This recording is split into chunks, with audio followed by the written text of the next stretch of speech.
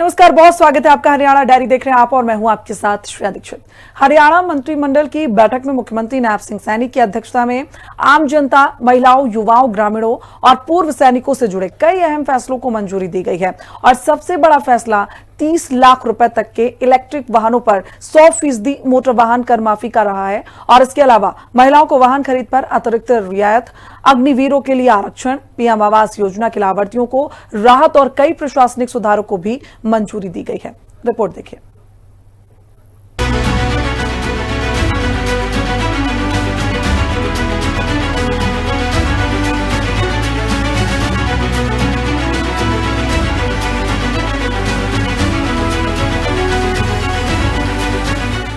EV को बड़ी राहत, महिलाओं को भी फायदा। हरियाणा में अब तक इलेक्ट्रिक और सीएनजी वाहनों पर केवल 20% मोटर वाहन कर में छूट मिलती थी। अब 30 लाख रुपए तक के इलेक्ट्रिक 2 पहिया, तिपहिया और 4 पहिया वाहनों को 100% वाहन कर से छूट मिलेगी। सीएनजी वाहनों पर पहले से लागू 20% कर छूट जारी रहेगी। ईवी व्हीकल्स का जो 30 लाख रुपए तक की गाड़ी है उसको 100% रजिस्ट्रेशन फ्री किया है। जो 30 लाख से ऊपर की है उसके अंदर 50%। महिलाओं को वाहन खरीदने पर अतिरिक्त टैक्स रिबेट। महिलाओं के नाम पर खरीदे जाने वाले 20 लाख रुपए तक के गैर व्यवसायिक वाहनों पर एक्स शोरूम कीमत का 1% टैक्स रिबेट मिलेगा। ये लाभ मौजूदा टैक्स छूट के अतिरिक्त होगा। 1% महिलाओं को नहीं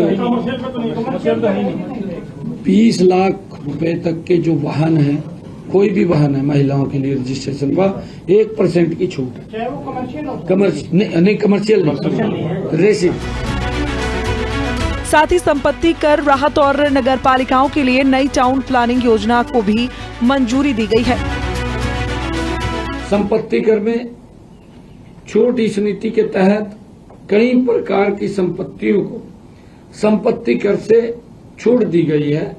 इनमें धार्मिक स्थल, पट्टे या किराए पर न दी गई नगर पालिका संपत्तियां, अनाथालय, वृद्धाश्रम, शमशान घाट, कब्रिस्तान, धर्मशालाएं, सरकारी शैक्षणिक संस्थान, सरकारी अस्पताल, कृषि कार्यों के लिए उपयोग की जाने वाली संपत्तियां तथा अन्य निर्धारित श्रेणियां शामिल की गई हैं।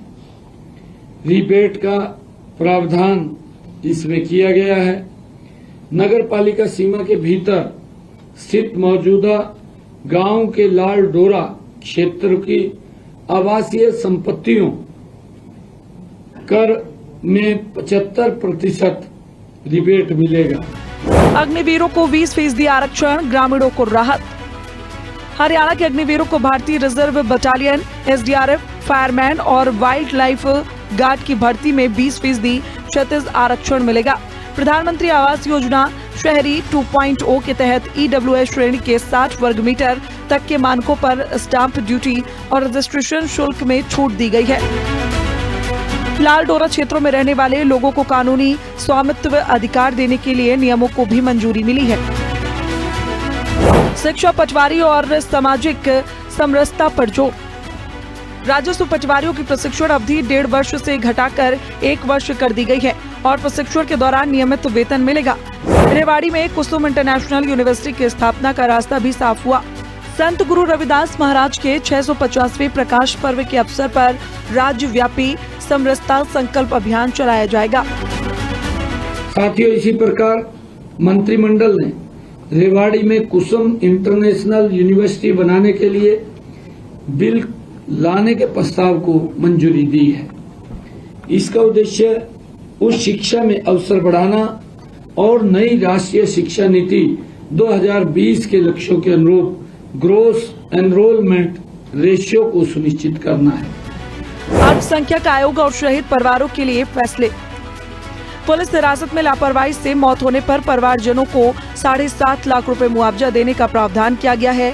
राज्य अल्पसंख्यक आयोग के गठन को मंजूरी दी गई है और साथ ही शहीद सैनिकों और केंद्रीय अर्धसैनिकों बलों के आश्रितों को अनुकंपा नियुक्ति में समय सीमा संबंधित विशेष छूट भी दी जाएगी।